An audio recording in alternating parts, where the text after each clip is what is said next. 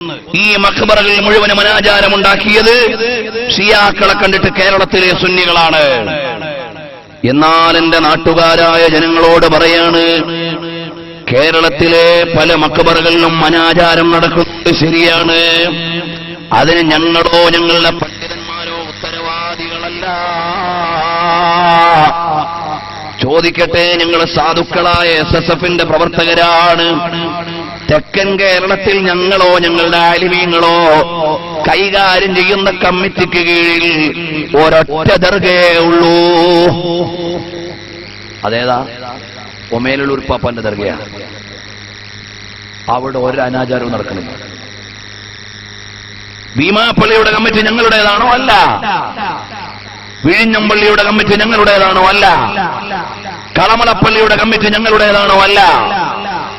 അതുപോലെ തന്നെ ചങ്ങനാശ്ശേരിയിൽ പൂരം നടക്കുന്നു, അതിന്റെ കമ്മിറ്റിക്കാർ ഞങ്ങളാണോ? അല്ല. ഇനിയും വരട്ടെ, കടുവാപ്പള്ളിയുടെ കമ്മിറ്റിക്കാർ ഞങ്ങളാണോ? അല്ല.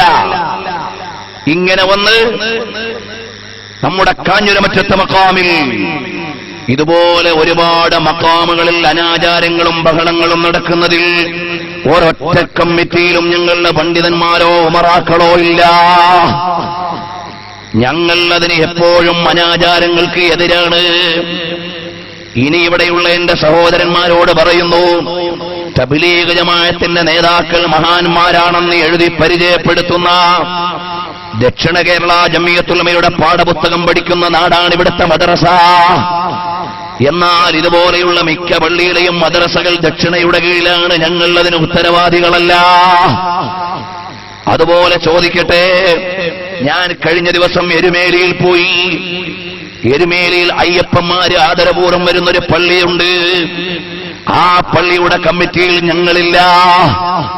ആ പള്ളിയുടെ മെഹ്റാബിന്റെ ചാരത്ത് ഫളായിലുൽ അഅ്മാൽ തബ്ലീഗുകാരുടെ ഇരിപ്പില്ലേ?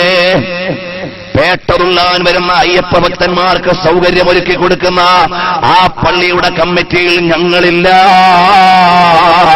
ഓ തബ്ലീഗ് ജമാഅത്തുകാരെ, നിങ്ങൾക്ക് സ്വാധീനമുള്ള ആ പള്ളിയിൽ നിങ്ങളുടെ ആചാരപ്രകാരമല്ല, സർവസമ്മതമായ ശിർക്കിന്റെ ആളുകൾ വരുമ്പോ അതിനെ തടുക്കാൻ നിങ്ങൾക്ക് ധൈര്യമുണ്ടോ? നിങ്ങൾക്ക് ധൈര്യമുണ്ടോ?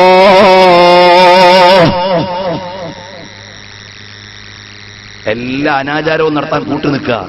എന്നിട്ട് ആക്ഷേപം മുഴുവനും സുന്നത്ത് ജമാഅത്തിന്റെ മക്കൾക്ക്. ഞങ്ങൾ ഏത് മഖ്ബറയിൽ അനാചാരം നടത്തുന്നു? ഇവിടെ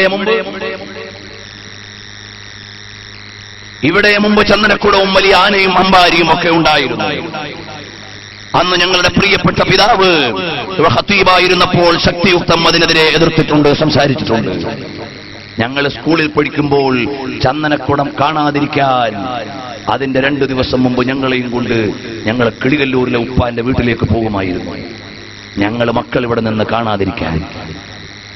അങ്ങനെ ഇവിടെ ഞങ്ങൾ ജീവിച്ചു കാണിച്ചു തന്നിട്ടുണ്ട്. അൽഹംദുലില്ലാഹ്, അല്ലാഹു അവിടുത്തെ ഖബർ സ്വർഗമാക്കട്ടെ. ഈ കൊല്ലം വിഴിഞ്ഞംപള്ളിയിൽ ഉറൂസിന്റെ വഅദിനെ എന്നെ വിളിച്ചു.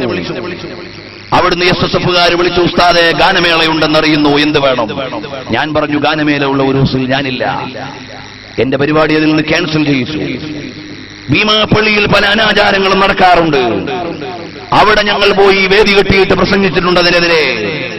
അറിയുമോ, ഒരിക്കൽ ബാദ്ഷാ സഖാഫി എന്ന ഞങ്ങളുടെ പ്രസ്ഥാനത്തിലെ യുവ പണ്ഡിതൻ, അദ്ദേഹം അവിടെ ഖത്തീബായിരിക്കുന്ന കാലത്ത് അതിനെതിരെ അദ്ദേഹത്തെ കൊണ്ട് ചെയ്യാവുന്നതൊക്കെ ചെയ്തിട്ടുണ്ട്. അതുപോലെ ഞങ്ങളുടെ ആലിമീങ്ങൾ കഴിയുന്ന സ്ഥലങ്ങളിലെല്ലാം അതിനെതിരെ ശക്തമായി എതിർക്കുന്നുണ്ട്. ഒരു അനാചാരത്തിന് ഞങ്ങൾ കൂട്ടുനിൽക്കുന്നില്ല. ഇവിടെയായാലും എവിടെയായാലും മഹാന്മാരുടെ ആണ്ട് ആദരവോടെ പരിശുദ്ധമായ ഖുർആൻ പാരായണം, അവരുടെ മഹത്വം പറയൽ, അങ്ങനെ നല്ല നല്ല പരിപാടികളോടെ നടക്കേണ്ടതാണ്. അൽഹംദുലില്ലാഹ്, താജുൽ ഉലമാ ഉള്ളാൾ തങ്ങളുടെ 1ാമത്തെ ആണ്ട് നടന്നു. എന്തെങ്കിലും അനാചാരമുണ്ടോ? ഇല്ല. പണ്ഡിത സമ്മേളനം, ഖുർആൻ പാരായണം, ദുആ സമ്മേളനം, ജനങ്ങൾക്ക് നല്ല നസീഹത്ത്, പാവപ്പെട്ടവർക്ക് സഹായങ്ങൾ നൽകുക, ഇതാണ് താജുൽ ഉലമാ തങ്ങളുടെ ഉറൂസിന് ഞങ്ങൾ നടത്തിയത്. അവേലത്ത് ബഹുമാനപ്പെട്ട അബ്ദുൽ ഖാദിർ ലഹദൽ തങ്ങളുടെ ആണ്ടു നേർച്ച ഞങ്ങൾ നടത്തുന്നതാണ്. അവിടെ ഒരു അനാചാരവും നടത്താറില്ല. അതുപോലെ ഞങ്ങളുടെ ഉസ്താദുമാരുടെ നേതൃത്വത്തിൽ നടക്കുന്ന സ്ഥലങ്ങളിലെല്ലാം അല്ലാഹുവിന്റെ തൗഫീഖ് കൊണ്ട് പരമാവധി ദീനീയായ ചുട്ടവട്ടങ്ങൾ ഞങ്ങൾ പാലിക്കുന്നുണ്ട്. ആരെങ്കിലും കച്ചവട മാഫിയകളോ ഏതെങ്കിലും കമ്മിറ്റിക്കാരോ നടത്തുന്നതിന് ഞങ്ങളുടെ മേൽ ആക്ഷേപം വെച്ചുകൂടാ. എന്റെ സഹോദരന്മാര് മീഡിയകളിലൂടെ ഇത് പല സ്ഥലങ്ങളിലും കേൾക്കാനിടയുണ്ട്. ഞങ്ങൾ ശക്തിയുക്തം പറയുകയാണ്, ഞങ്ങളുടെ ആലിമീങ്ങൾ പുത്തൻപള്ളിയിലും അതുപോലെ തന്നെ ചാവക്കാട് പരിസരത്തുള്ള പള്ളികളിലുമെല്ലാം പല ആനയും ബഹളവും നടക്കുന്ന ഉറൂസുകളുണ്ട്.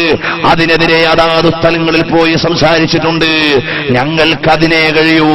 നിയമം കയ്യിലെടുക്കാൻ ഞങ്ങൾക്ക് അധികാരമില്ല. അതുകൊണ്ട് ഞങ്ങൾക്ക് അങ്ങനെ കടന്നു പോകാൻ പറ്റില്ല. ദീൻ ശക്തിയുക്തമായി പറയും.